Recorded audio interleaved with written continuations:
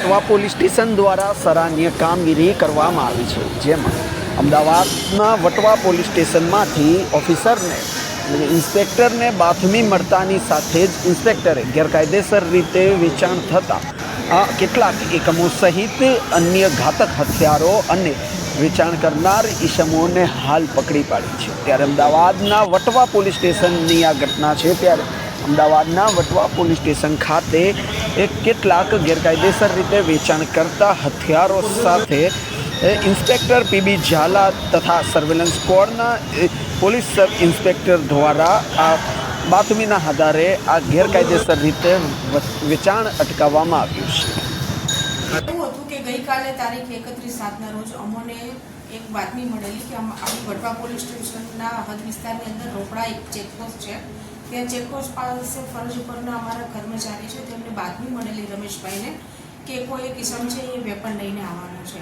તેવી બાતમી મળેલી। એટલે અમે અમારા સ્ટાફના સર્વેલન્સ પીએસઆઈ ગંધા સાહેબ તેમાં સર્વેલન્સ સ્ટાફ અમે બધા ત્યાં જઈ અને વોચ તપાસમાં જ રહ્યા હતા। તે દરમિયાન એક ઇસમ અમને મળી આવેલો અને તેની પાસેથી એની પૂછપરછ કરી અને અમે એમની તપાસ કરેલી તો તેની પાસેથી અમને એક હાથ બનાવટની એક પિસ્તોલ મળી આવેલી, એની સાથે સાથે 2 મેગઝીન મળી આવેલા, તેની સાથે એક જીવતા 5 કાર્ટીસ અમને મળી આવેલા।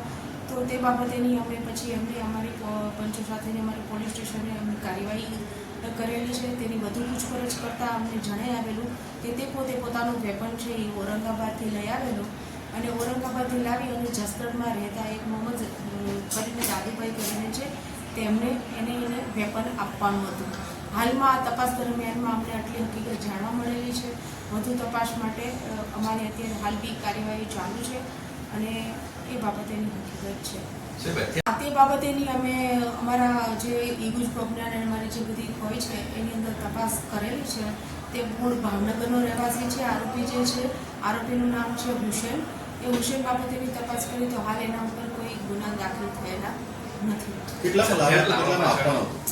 એ એને ખબર નથી। એમાં ઔરંગાબાદમાં રહેતા તેનો એક એનો ભાઈબંધ છે જેનું નામ છે શાહરૂખ।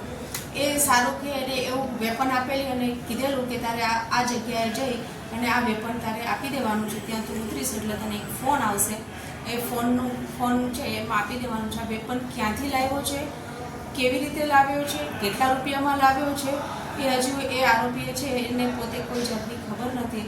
એટલે વધુ તપાસ માટે આપણે શાહરૂખ જે છે એ શાહરૂખની પૂછપરછ કરશું તો આપણને જાણવા મળશે કે કેટલા રૂપિયામાં લાવ્યો હતો અને આ જે દાદુને આપવાનું હતું મોહમ્મદ કરીને દાદુને, તો એ દાદુએ શું કામ વેપન મંગાવ્યું હતું, કયા પર્પઝથી મંગાવ્યું હતું, આની પાછળનો આશ્રય શું છે, આ વેપન ખરેખર આ બાબતેનું કોઈ થયું છે તો એ બાબતેની પણ તજવીજ અને પૂછપરછ અને તપાસ હાલ અમારી ચાલુ છે। ડિલિવરી માટે હા, આ પૈસા ડિલિવરી માટેના એને પૈસા ઓલરેડી 3000 રૂપિયા એને આપી દીધા હતા અને આ જો વેપનની ડિલિવરી કરે ત્યારબાદ એને 7000 આપવાના હતા તેવું તેને જણાવેલું છે। શાહરૂખ અને આરોપી સંપર્કમાં કેવી રીતે આવે?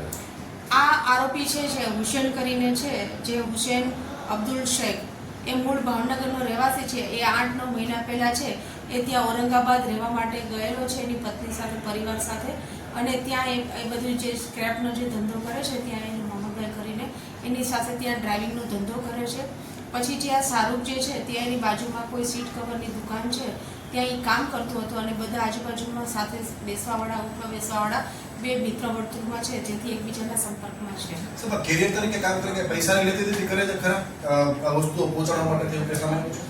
ના, એવું અત્યારે તો હાલમાં કોઈ જાણવા મળેલું નથી। એ પોતે ત્યાં ઔરંગાબાદમાં બી જે છે એ ઔરંગાબાદની અંદર પણ તે એ ડ્રાઇવિંગનો ધંધો કરે છે, એનો જે શેડ છે જે સ્ક્રેપનો ધંધો કરે છે તેની એ ગાડી ચલાવવાનું એ ડ્રાઇવિંગ તરીકેનું કામ કરે છે ત્યાં। અગાઉ આ રીતે અત્યારે કોઈ જગ્યાએ લાઈને આપ્યું હોય એવું કંઈ પૂછ્યું? ના, અત્યારે હાલ સુધીમાં પૂછપરછ દરમિયાનમાં આપણને જાણવા મળેલું નથી કે એને અગાઉ કોઈ ટ્રીપ કરી છે કે નથી કરી।